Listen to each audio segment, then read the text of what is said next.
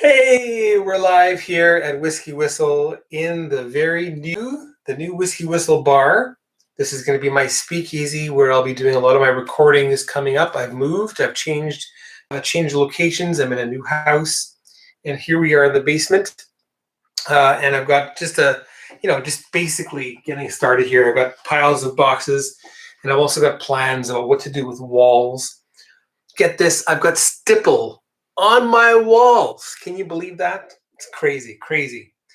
So I got to get rid of that. I'm going to put up some nice shelves. It's going to be awesome. So today we are talking about tequila and mezcal. Are you a fan? If you are, please do leave a comment.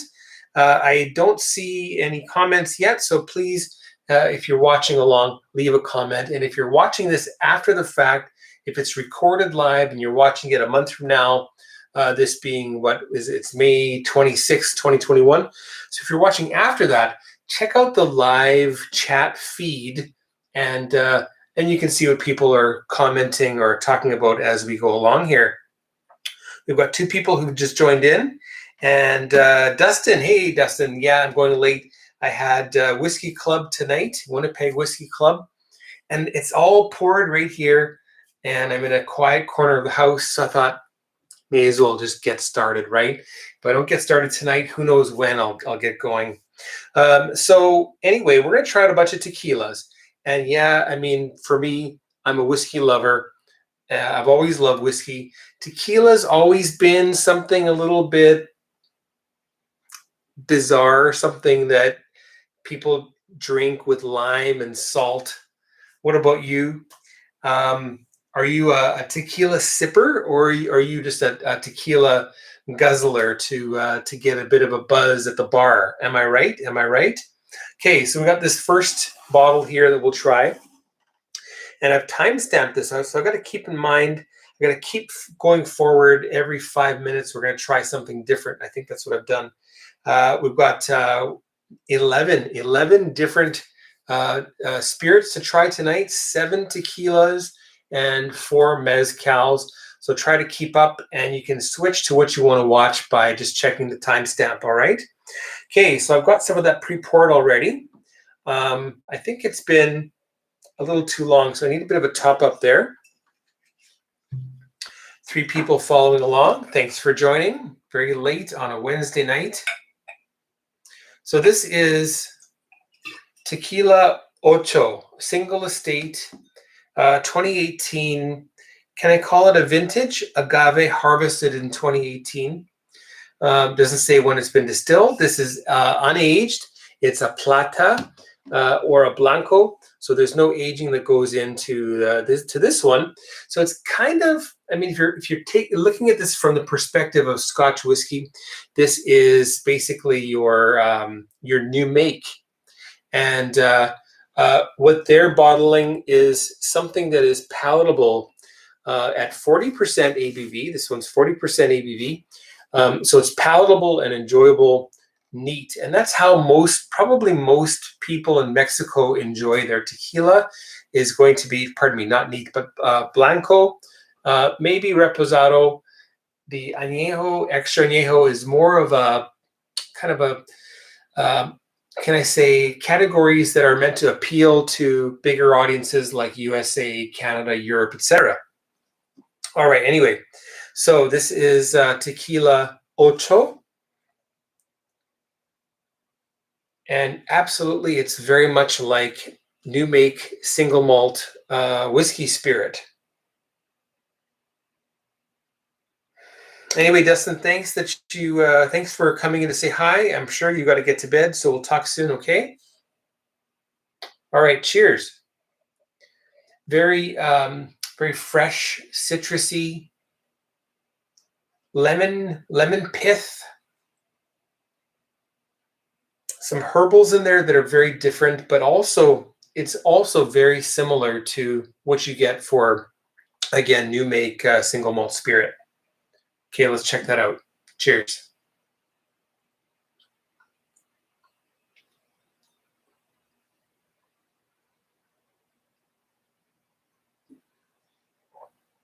Some delicate sweetness.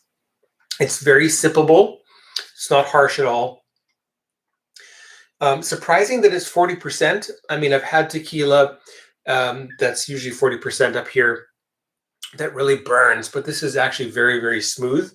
To use that word, I know people don't like using the word smooth, but it is actually quite smooth. Delicately sweet, citrus, herbal.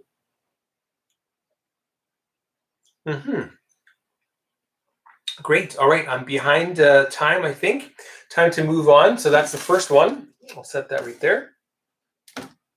All right, so the second one we're going to be having is another Blanco, and this is Cascahuin, and this one is a Blanco, and this is actually a lowland, whereas the tequila Ocho was a highland. Okay, so I've got some of that poured, and I'll just top it up a little bit, well, mostly for effect here. Okay, there we go. And much more subtle in its fragrance. So the nose is very subtle here, but very different. You get some black licorice, anise, or fennel type of a note, if you know where I'm coming from. So that's what we're having right now.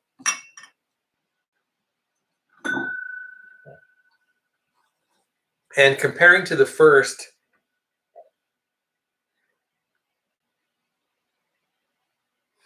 it's kind of like Celestial Seasonings licorice spice tea.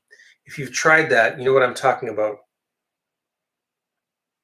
So you get some, well, obviously licorice, but a whole host of other herbs that go into that that tea. The Ocho Plata is a little bit more citrus and delicate. This one is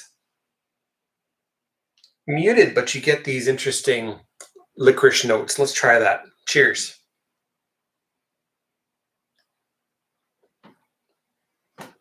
You really get licorice spice, baking spice. Again, a very subtle sweetness with this Cascahuin Blanco.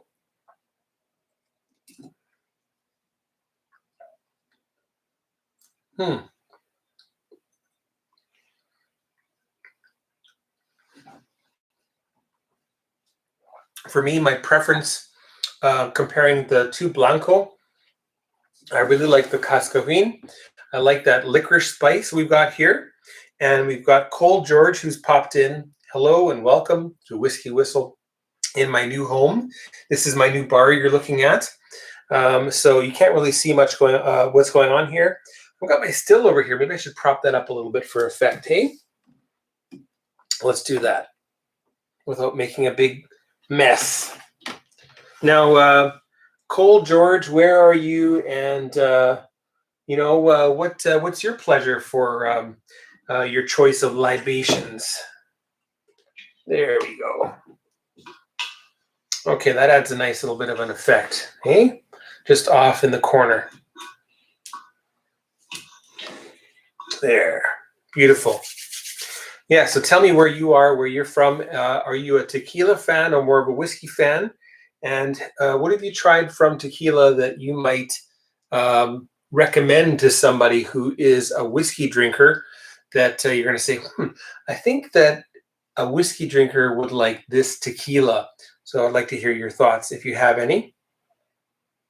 Okay, so that was the Cascahuin Blanco. And then we're going to get into a straight vertical all the way up the Cascahuin line. Okay, so that was the Blanco. Let's check out the Reposado. This Reposado, which is right over here, this one is aged for 6 months in American oak. Probably not first fill, probably second fill, ex-American oak. So ex-bourbon, basically. Very, very pale color. This is 100% natural in color, pardon me, with no additives whatsoever. And we got 5 people watching along. welcome wherever you are. Pop in the chat. I'd love to hear from you, okay? Okay, I better top up this Reposado. Whoa, that was a healthy pour. And totally, it's very late where I am here. We're coming up on 1 o'clock in the morning. And I'm going to do this, basically it's going to be about 45 minutes. And I've already got it poured. I'm already in my new home, the new home of WhiskyWhistle, pardon me. I've moved and, it's just time to get started. It's been like three weeks, maybe more, since my last video came out. So far too long in YouTube years. In YouTube years, I'm ancient now from that short period of rest. YouTube just, basically tosses you in the garbage. So, all right, so that's the Reposado. You can't really see much of a difference in color from your perspective, but it's kind of like looking at, let's say, dilute champagne. All right, so Cole George, he's in Oklahoma. I love your state. I've been through it. And in fact, more than once, at least once. In fact, the first time would have been on a bus coming from Winnipeg, going all the way to, where did I go? To, what's the college town in Arizona? The fun town, not Phoenix. Anyway, really interesting trip. I really liked watching everything as I rode the bus through Oklahoma. All right, so he's into Woodford Reserve. I haven't tried the double oaked. I've got a few of their special bottlings that are shaped like stills. I will try that eventually. I'll probably borrow a bottle from a friend in the Winnipeg Whiskey Club. Okay, so this is the Reposado, again, 6 months in oak. Let's give that a try. Again, we still have this licorice theme. So a licorice spice, black licorice, not the, red Twizzler candy style of, quote, licorice that's really not licorice whatsoever. So more pronounced.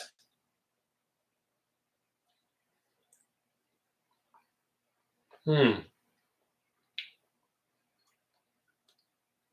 then just a little kiss of vanilla sweetness, like a little drop that kind of helps to balance that herbal essence a little bit. And that's also quite nice. Very much in the same family. It's herbal versus the Ocho, which was a little bit more citrusy.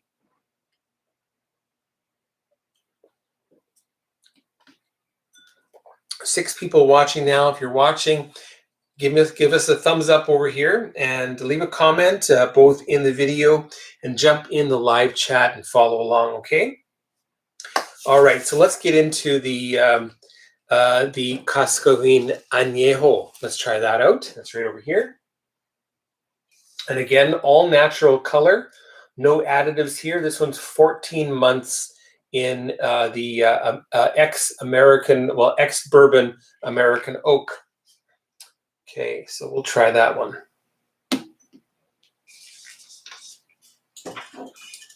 Give that a pour. Don't pour it on my laptop, which is just out of your eyesight. Okay, just enough. And now you're really getting a sense of color. So 14 months in ex-bourbon American oak definitely adds some color there. And I don't want to cover myself up here, but I'll just move that a little bit to the side. So tequila Ocho, and then we'll stagger these so that people can see that they're all the same. There we go. Okay, so that's the Anejo. Cheers, everybody, wherever you are. I hope you're having a great night or a great morning, a great start to your Thursday. We're into Thursday here in Winnipeg. I guess if you're in Vancouver, it's still going to be Wednesday night. Hump day, right?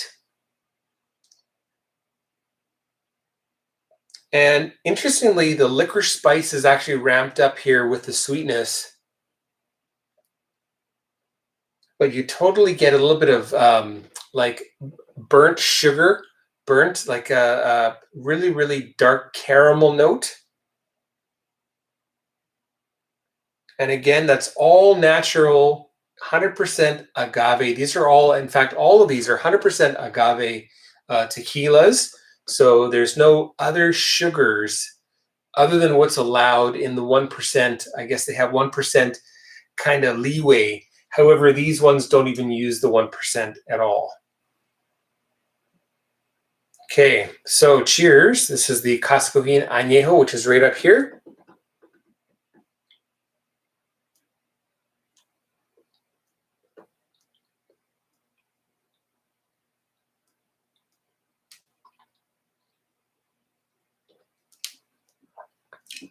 Now, someone in the club tonight, we just had this tasting tonight at the Winnipeg Whiskey Club, and someone tonight has said that, and even I thought also, that this is very much a, well, sugar-free version of, Italian liqueurs like, is it Ozo? I forget the name of that, or what's that kind of liqueur where it's very much a licorice spice type of a flavor. So it's very much a similar kind of background note, but without the overt sweetness. All right, we have Marty Neary who's joined in. And he says, Ocho and Cascahuin are some of the best of the best. Well, that's good to know. I chose well. I had some help picking out the Ocho. And I've got a friend that's the importer of this in Canada. We've met through Instagram, and they also import Still Austin, Texas straight bourbon, which is fantastic. But anyway, that's how I got into the Cascahuin and found out that it's additive free and very much craft as craft gets for tequila, unless you actually go to Mexico and meet the maestro artesanos who are making this liquid.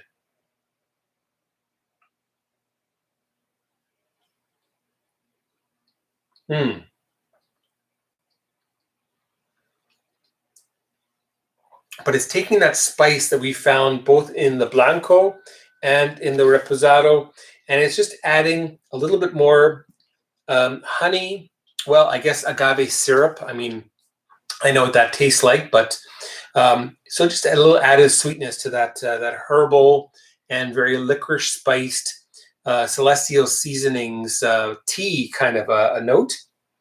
All right, so that's the Blanco, Reposado, and the Anejo. And then, get this, wait for this one.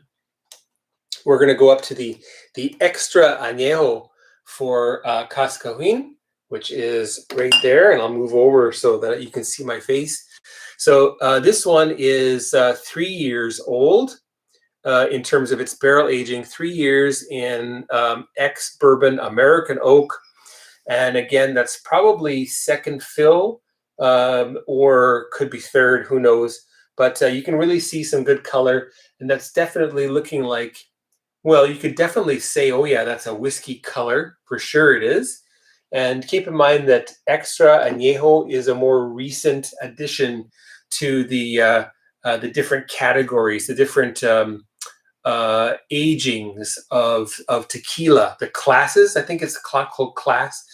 They have all these terminologies. It's quite confusing. Anyway, I'm really glad that Marty Neary stands behind my choices here. And that's my glass for the Extra Anejo. And we'll pour a little bit more. And interestingly, the amazing sweet licorice spice, you'd think it would diminish with the extra aging in oak barrels, but in fact, let you see my pouring here. In fact, you really, it's even more pronounced. And this is just a beautiful, beautiful tequila, and absolutely one of my favorites tonight that you'll be hopefully enjoying with me, even if it's just vicariously, since you may not have any of these for yourself. Okay. That was a bit of a healthy pour. And I really had to hold back tonight while I was conducting the Whiskey Club event because, 11 different spirits in one sitting. I mean, how do you walk away from that and not fall over? Well, you just have to pace yourself, and you have to learn to pour less than you would really like to try. Okay, so that is the Extra Anejo, which we see right here. I'll turn that label right so that it's nice and straight. And a big cheers to you wherever you are, and welcome to my new WhiskyWhistle bar, speakeasy bar in my new basement, and it'll be built up beautifully sometime soon. But man, the cost of wood, right? So again, that licorice spice is there, but you're really getting a lot more of that. I don't want to say burnt sugar, browned sugar, and really, really dark caramel coming through. Some fruit is appearing here. I'm getting some like apple. I don't want to say apple pie, but the cooked apples for apple pie, minus the cinnamon, and then add some, again, that licorice spice instead. Oh, or maybe a little bit of mace.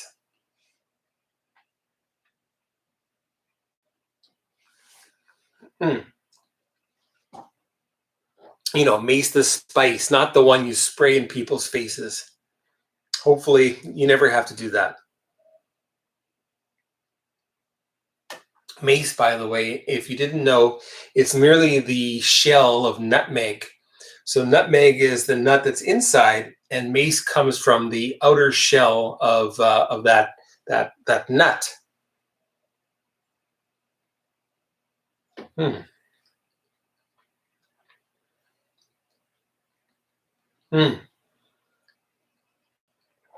Beautiful licorice spice, some sweet honey, and maybe a kiss of maple syrup, since I'm Canadian. So that's really nice. Let me move these down. Okay, so that is a 4-up within this little event tonight, this little tasting, this little live stream tonight with you, with some interesting tequila from Cascahuin. And again, that was the Extra Anejo, the Anejo, the Reposado, and the Blanco. And if you go right back to the beginning, and you really get a sense of the lush green, kind of eucalyptusy, menthol, minty flavor of that agave. I guess that's what I'm smelling here.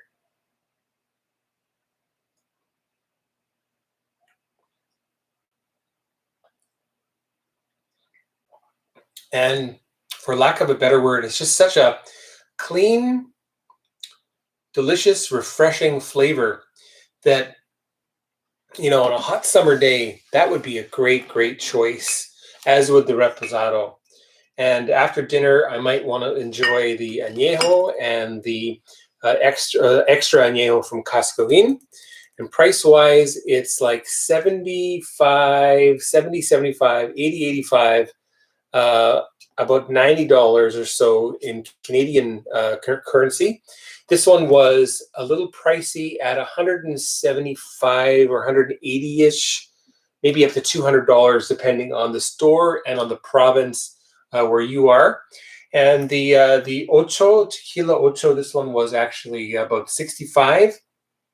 So very reasonable for interesting spirits. Pardon me. Okay, so let's tuck those away. We must move forward. And we are going to try some, let's call them mass market, popular tequilas that are really, really meant for, I guess, travelers and American consumers. The first one is an Anejo, and you'll see how dark it is, and that is El Mayor.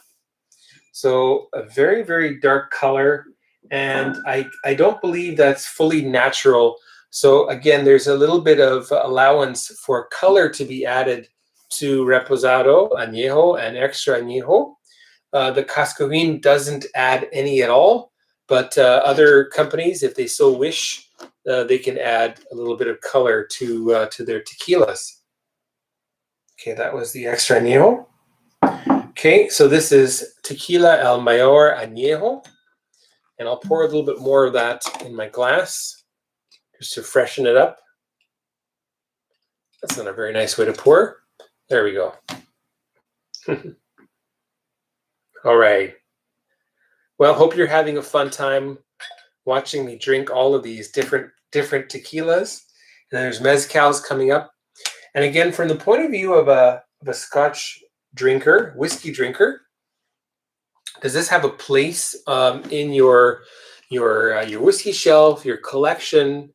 I think absolutely it does. And I think that any person who is really deep into the collection, the interest, the collection, the tasting of Scotch whiskey, you should probably try some cognac, some Armagnac, some fruit brandies, some palinka, some cachaça, some tequila, some mezcal, which we'll be trying very soon, and pisco, and etc., etc. Try them, because I think you'll find that that's going to really enhance your enjoyment of whiskey, first of all.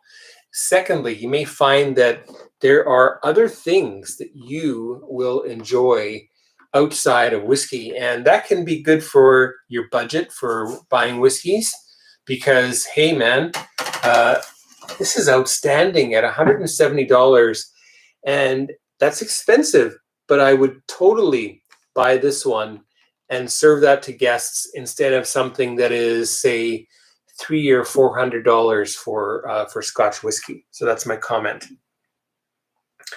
And some other great comments from Marty Neary. He mentions skipping the sweet tequilas like Clase Azul, Casamigos, Casa Dragones, etc., and go straight to Fortaleza. Yes, I wanted to try that. I couldn't get the one that I wanted from that brand. Tapatio, G4, Ocho, or El Tesoro. They are as good as it gets. Sounds good. Anyway, so what do these types of tequilas have a place? I wouldn't say for me, probably not, but as I develop my clientele as a realtor, which I am, I may very well have a well-stocked bar with things that are appropriate for clientele. And I know for a fact that there are a lot of people that gravitate to this type of tequila. Let's see what it's like and see if it's worth getting for a Scotch whiskey lover. Okay, cheers everybody, and to Marty and Cole and everybody else that's watching along, thanks a lot for joining me on this tequila mezcal journey. Cheers. It certainly has the fresh fragrance of tequila, but somewhere in that nose that is actually quite exceptional, there is something other, in my opinion, that doesn't really belong there. And I've smelled this note in other whiskeys where color is added. For example, a lot of blended Scotch whiskeys and certain single malt whiskeys where it's been overused, although you'll find that a lot of the companies that formerly put a lot of color in their whiskeys, not naming names, are starting to lessen, to lower the amount of color that's added to their spirits. And we have Jason Coates who's joined in. Jason, welcome. Cheers to you. I think it's late for you. I can't recall exactly where you are, but he says he couldn't agree more about trying other spirits. Yes, it's very important to dabble, to just try a few other things, and that could be when you're at a bar, get a couple of things that are different. Try a cognac. Try a nice rum. And then if those suit your palate, then you can maybe look into finding something to buy for your collection based on reviews that you see from people that have similar palates as yourself. So anyway, yeah, thanks a lot, Jason. Cheers. Let's try this Tequila El Mayor.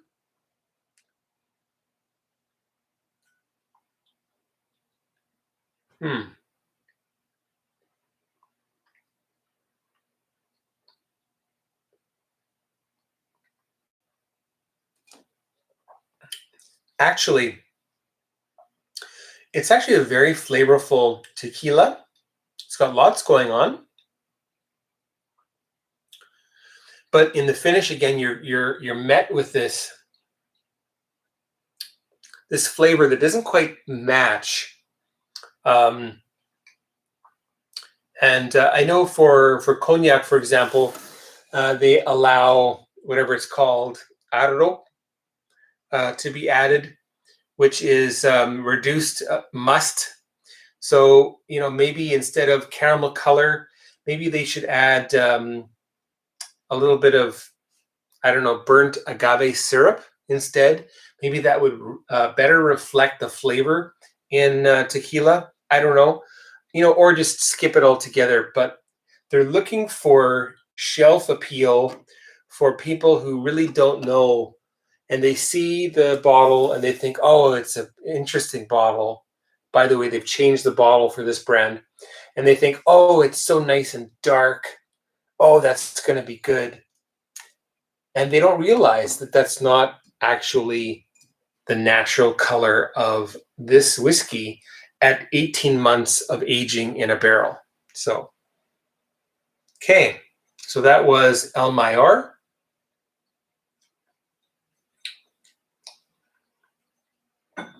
And a big shout out to Daryl Marlowe, who's a club member. This came from him for the Winnipeg Whiskey Club. You rock. Sorry to rag on your favorite tequila. Whoops. Okay, so the next up. Now we're going to go to the nth degree. Yes, tequila boisé, whatever. Yes, that's the word I was thinking of. Okay, so now we're going to go on to the nth degree of aging. So this is a 7. This tequila is aged 7 years in actually French oak, and this is called Adictivo. And again, now both of these, by the way, these are not producers, but they are brands, and somebody else makes the tequila for them. So that's a distinction. Whereas the Cascahuin and the Ocho, these are actually distilling producers. So that's a distinction that should be made. And this one as well, 7 years in French oak. If it's new French oak, you might get that color, but I think there's a little bit of embellishment even in this this color of this particular tequila. All right, so that's the one I've got here, and I'll pour a little bit more. And as I was pouring this, my mother happened to be around. This was in my former place of residence where I was renting. My family and I, my wife and 3 kids, were renting the lower level of my parents' home. It's a little bit embarrassing to say, but coming back from Korea, we were broke. But anyway, so now we're in our own place. Anyway, my mother smelled this from afar, and she came close and asked. She was asking what it was, and she checked out the bottle, and she thought it was really interesting. So I gave her a taste, and she was absolutely blown away with this particular tequila. And I think this tequila does very well, even despite its $170 price tag here in Canada. I don't know what it is in USA. It's probably, $80-90 or whatever. But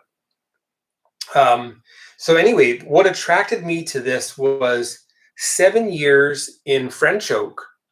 So not only is it like almost 4 times as old as the distinction for Extra Anejo, but 4 times, at least double anyway, but in French oak, which is very, very different for tequila. And one thing you'll notice is that we're getting a little bit cloudy here. So there's a bit of flocking going on. And I think that's actually quite good, telling me that they haven't really gone crazy with this, the chill filtration for this one. But it's 40% ABV, so obviously they have done a little bit of that. But so anyway, the smell, I think I'm a little bit behind here. 5, 10, 15, 20, 25, 30. Yep, I'm 5 minutes behind. Okay.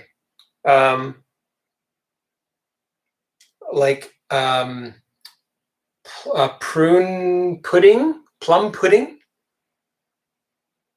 Very, very dessert-like. We still have some absolute markers of tequila. We got some like white pepper, a little bit of citrus, something like minty, menthol. But predominantly we have this baked tarts and plum puddings and this type of scent coming through here. The palate, cheers, folks.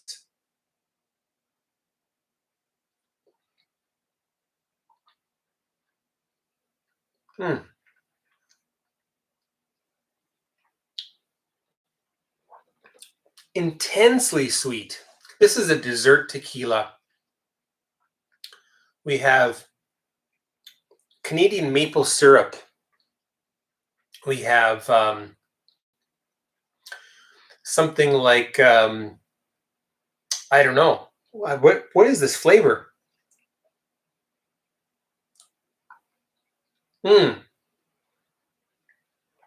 It is, I always forget the name of this pudding. The one with the burnt sugar on the top of the pudding. Karen, what is it now? Damn it. Whatever it is, you know what I'm talking about. It's got the crunchy, hard, burnt sugar on the top of the pudding.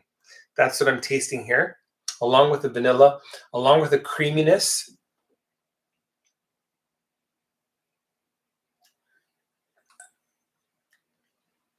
Thank you. Crème brûlée. So crème brûlée. I can't say that word. Crème brûlée. Yeah, the anglicized pronunciation. You got that that crispy, crunchy sugar crust. Then you got the cream, and it's so sweet that it leaves a sweet kind of a feeling on your lips, very much like a liqueur. I'm almost surprised that this is actually able to be called a tequila and not a tequila liqueur. But I guess that's because they've followed the rules and they've limited the addition of agave whatever syrup to less than 1%. So, okay, final taste here.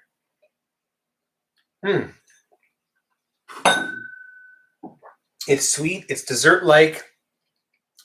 I don't mind it, but I don't think I could have that much of it, that's for sure. Okay, so thus ends the tequila exploration. And now we will move into mezcal, and I have 4 selections of that to try with you. We're going to start with Montelobos, which is a fairly kind of, what can I say? It's a ubiquitous brand, I believe. And I got that at the local liquor store not that long ago. So we'll try the Montelobos. And then we're going to try another big brand, which is Siete Misterios. And then we have 2 extremely small batch craft mezcals to try. I should say I have. The first is produced by a master distiller, a maestro artisano named Abel Martinez. This is in the Rezpiral collection. And then a matching Rezpiral collection. This one was produced by Berta Vasquez. So that's the 4 we have to try. The first 3 are all from the same type of agave, which is espadín. So that's all espadín, these 3. We go from 43.2% to 45% to 48%. And then we have a different agave called Tepeztate, and that one is 48.5%. And these are very old agaves, 22 to 24 years since they were planted or whatever. Okay, so let's try these out. We're going to start with that Montelobos. Let me just put these aside for the moment. Okay, so Montelobos.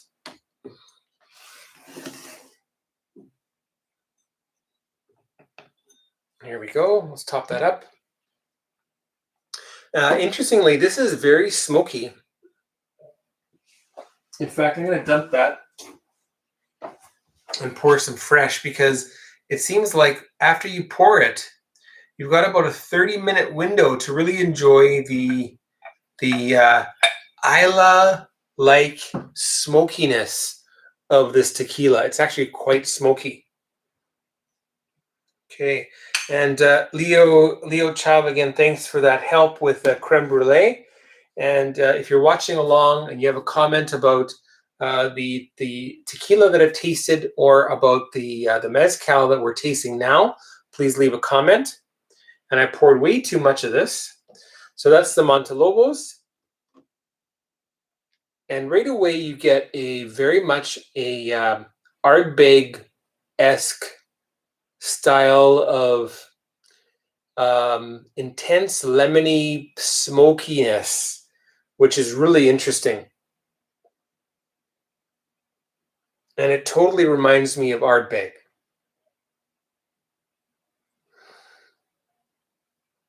But sure, it's a little bit more herbal. It's a little bit more vegetal, obviously. Okay, let's taste that. Cheers.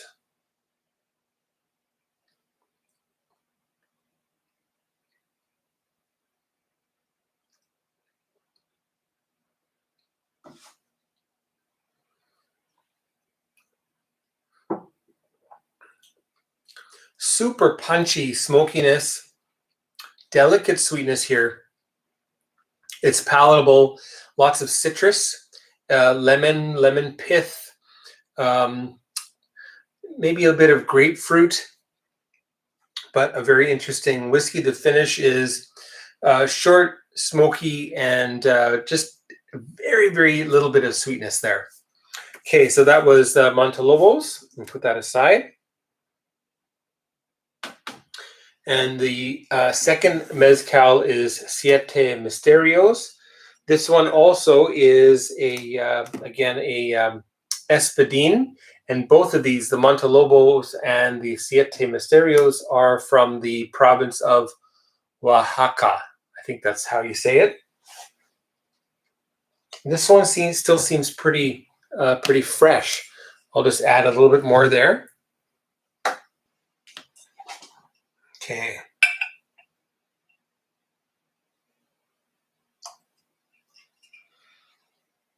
And that one came courtesy of Brendan, another club member. So he offered up his bottle. He's a real big fan of Siete Misterios.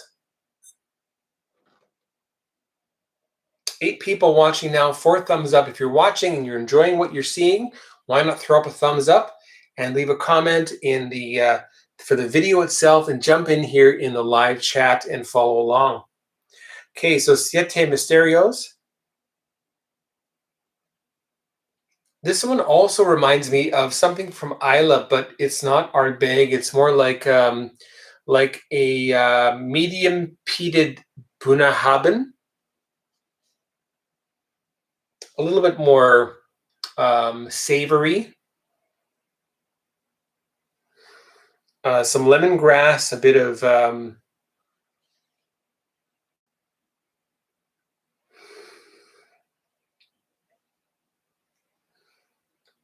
white pepper, a bit of sage or something, that kind of a herbal note. Okay, the palate. Cheers.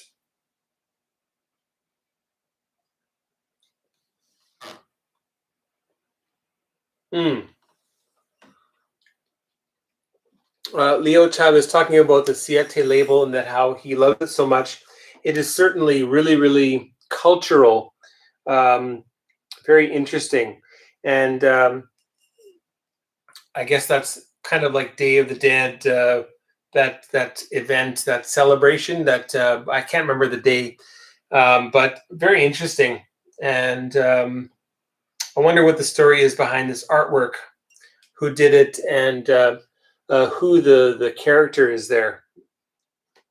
Very lovely. So the palate, again,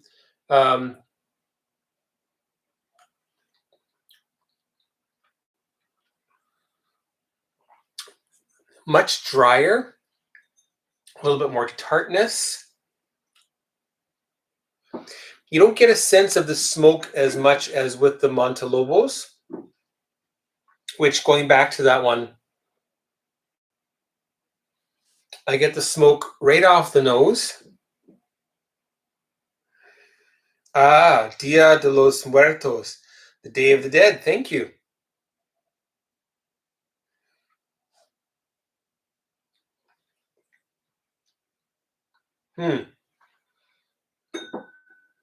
So if you're an Islay Scotch whiskey fan and you want to try something different that will be in your wheelhouse, that's going to be the Montelobos, and fairly accessible.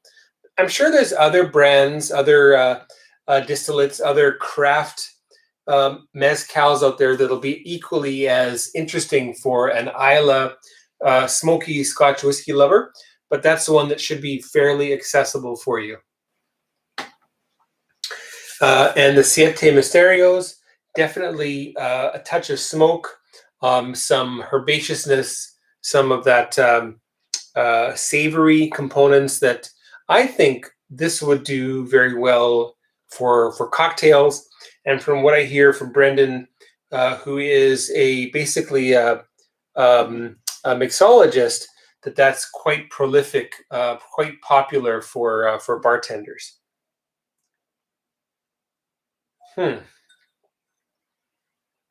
All right, so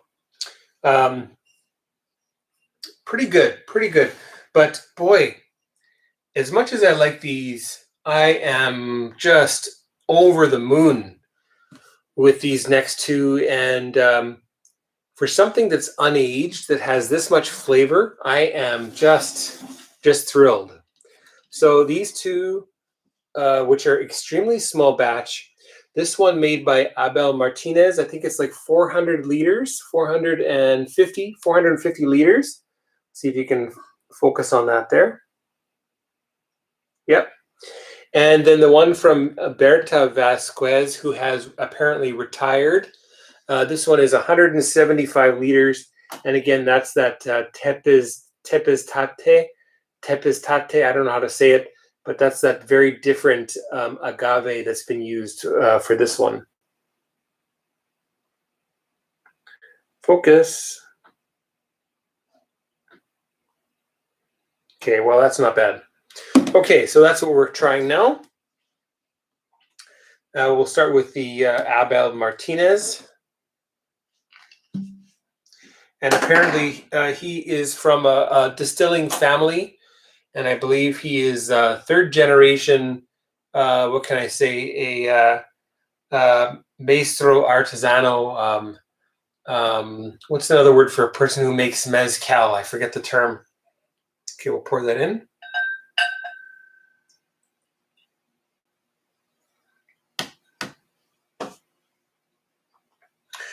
Okay, so 48 minutes. I'm like about 8 minutes behind, I think.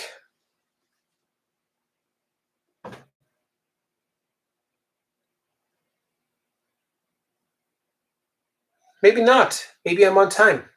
Okay. All right. Delicate smoke.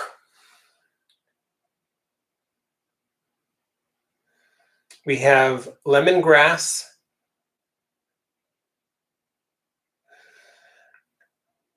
Some subtle spices.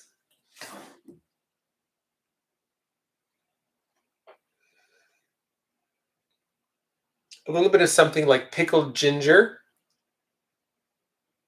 And if you're into Korean food, we have some,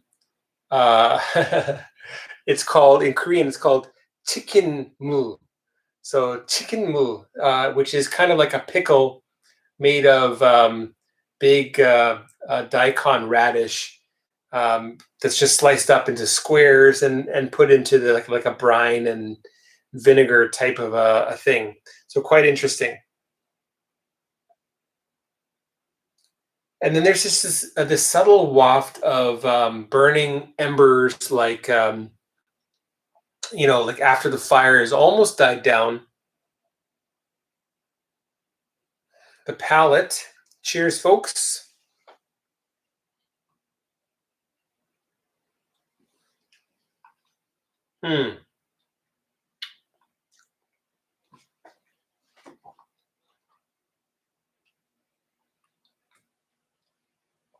It's dry, but at the same time, it's got enough sweetness and herbals, and well, it's just a nice round package.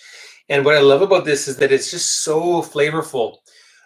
We're taking these other mezcals, which have a lot of smoke, but we're dialing up the herbals. We're getting more peppery mint and more eucalyptus and more of these unusual flavors that really make this very interesting.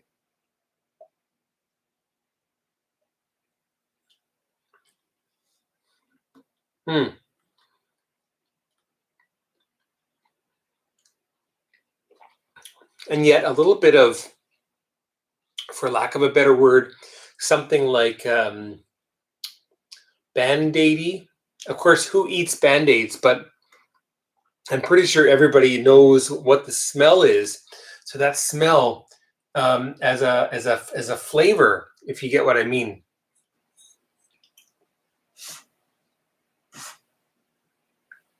Some soured apples.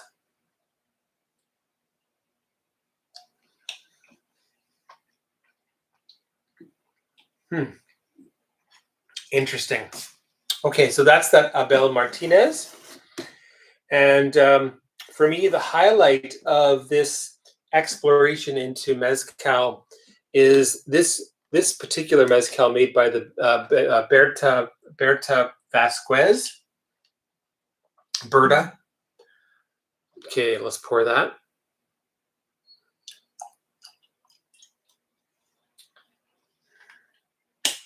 So again, a very different agave, something you don't normally find. And I think amongst all of the mezcal that's available in my province of Manitoba, everything is espadín.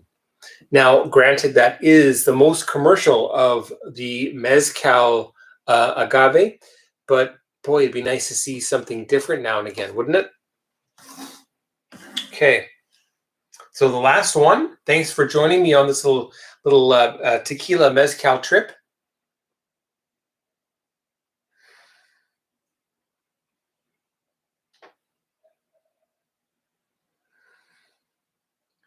In a way, it's not smoky at all, comparatively. If I go back and I compare it to the Blanco tequilas,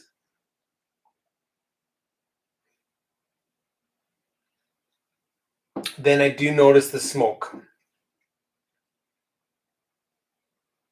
And those Blanco tequilas are very, what can I say? They're very light and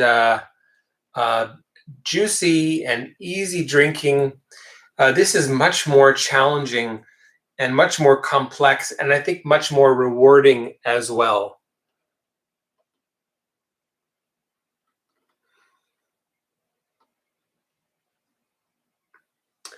There is a note here on the nose that is really hard to describe, but it's very, very anesthetizing.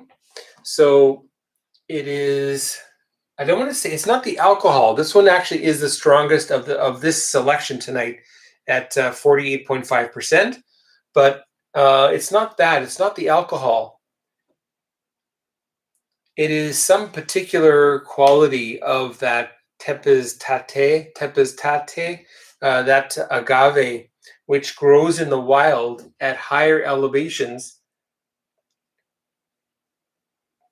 that just makes this very, very unusual and also delicious at the same time. So it would take you probably about half a bottle to realize, holy crap, this is something amazing and I should get more. And then you try to get more and you can't because it's small batch, and she only made 175 liters of this particular batch.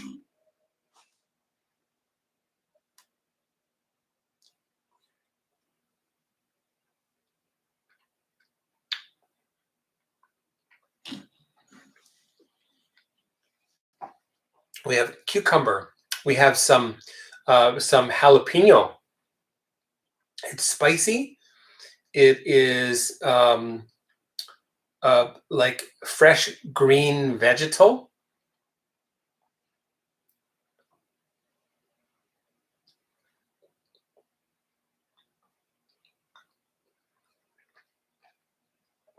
Peppery. The finish, the end of the development, or whatever you want to call the end of the palate, is very dry, very peppery. That carries into the finish, which is essentially a bone-dry herbal, peppery jalapeno type of a finish that's really bracing in a way, arresting.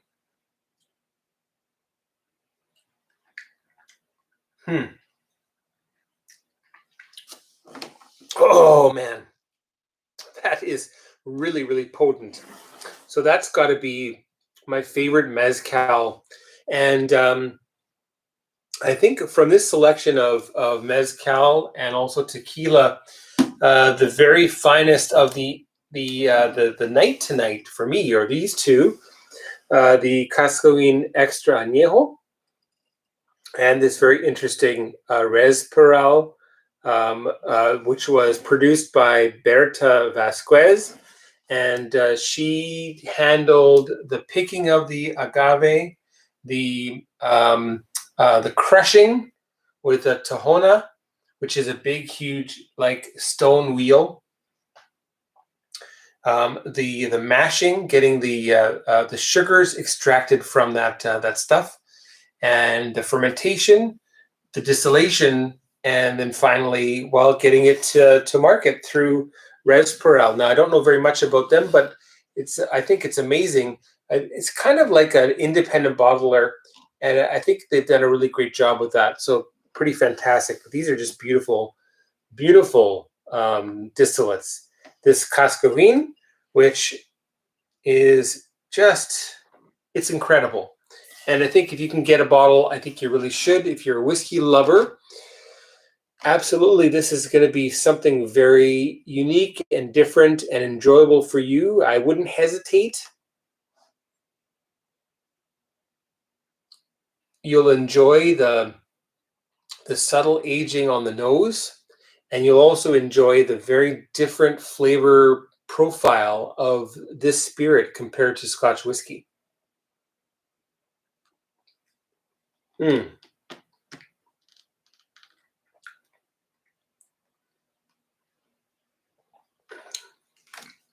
if you want to try something really bizarre, then you got to get something like this.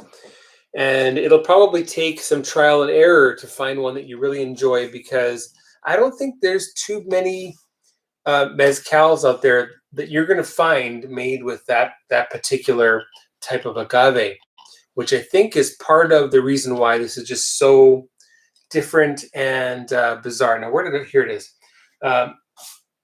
Very, very unusual.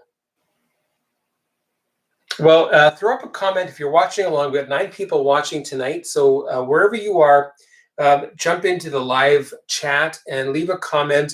What are you enjoying recently or tonight? And what kind of tequila or mezcal are you interested in that you hope to try, or that you have tried and enjoy, that you want to share with everybody? Please leave a comment before we wrap things up here. Final taste of this Berta Vasquez interesting craft distillate.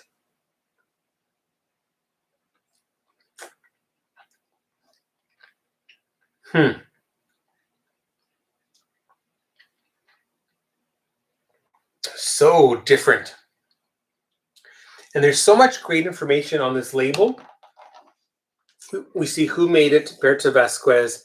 We see where it was made in San Baltazar, Chichicapam. I can't say that. The maguey, the agave, is Tepeztate. And how old the agave was, 22 to 24 years. What type of oven? 5 days in a conical black oak fired that'll be in the ground. And the mill, horse-drawn tahona. Distillation, double distilled in copper alembic, which is very much exactly like this particular apparatus that I have right here. So that's an alembic still, okay?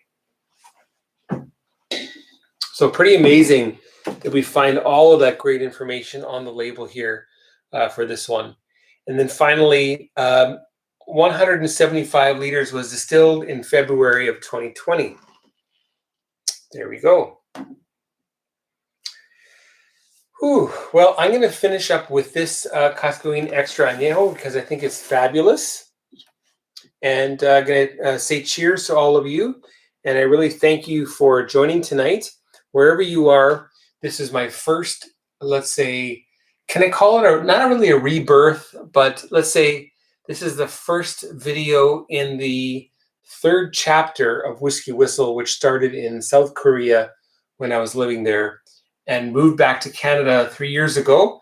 And now we've moved into a new home, which hopefully will be a very special place for you to come and hang out with me and try some different spirits, different Scotch whiskeys, and things like tequila, mezcal, maybe a bit of wine now and again. So cheers to you. I will, we see Leo Chab. He says he's adding the Cascahuin to his shopping list. I think you're going to really enjoy this. And regardless of the extra expense of this bottle, it's going to pay for itself again and again every time you pour a nice healthy, what can I call it, healthy dram. I don't know what you call a pour of tequila in Spanish, but every time you pour some of this, you're going to thank this company for producing something so incredible. So thanks for watching, Leo. Really appreciate that.